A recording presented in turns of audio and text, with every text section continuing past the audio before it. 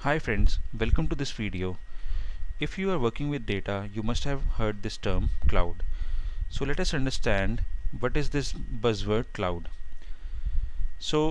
Anything that is running on internet, if you are processing any task, if you are running any query on the internet, that is being run on cloud. So it simply means anything you are running on the fly, which means on the internet, that is cloud. Now let us go behind and see what used to happen with the individuals and the companies when they used to set up their own servers. So if I have to run a script, maybe Unix script or Python script or anything that I have to run on a server, so I have to create my own server.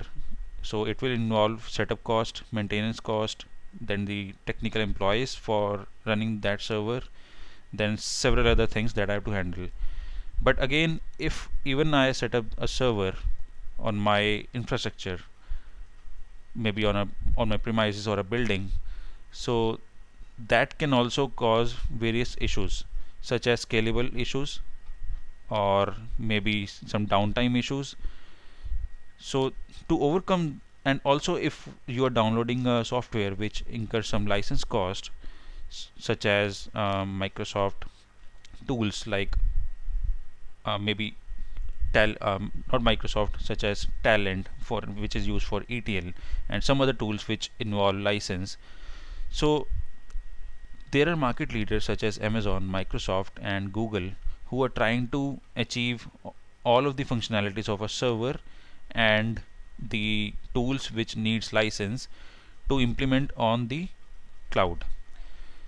So the benefits of using cloud is, so if we are using an on-premise tool which incurs a license cost, so we can achieve similar functionality on the cloud services by just paying to the provider the the on demand. Basically, if we are using their server on the cloud, so we pay as we use. Suppose I am using their server just for 1 minute, I will pay for 1 minute only. If I'm using their server for 1 hour, I will pay for 1 hour only. Similarly, if I'm using their other services such as ETL services or maybe monitoring services, so I will pay what I use basis on the time and the server compute engines that I'm using from their clouds. So these are the cloud services, such as if I talk specifically about Amazon Web Services, they are providing services like storage services, compute services. Storage means we can store anything, be it structured, semi-structured, or unstructured data. If I talk about compute services, they can provide you servers on which you can run your scripts, or you can deploy an application, or you can host a website. So such servers can be provided by Amazon, and they charge what you use. And there are various options available for servers. If you want um, high availability server and which can process your queries very fast, so you can choose a fast server, maybe 2x large or 4x large. So it has variety of server options. We can see all those server options later, but for now let us understand what all other cloud services AWS provides.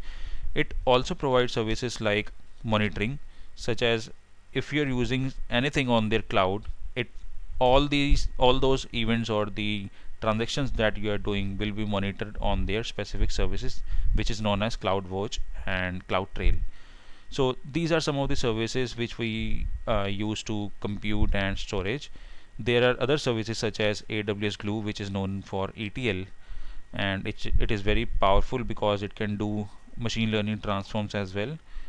So this is all about basics of cloud services which are there, and of course we now understand what is the buzzword cloud.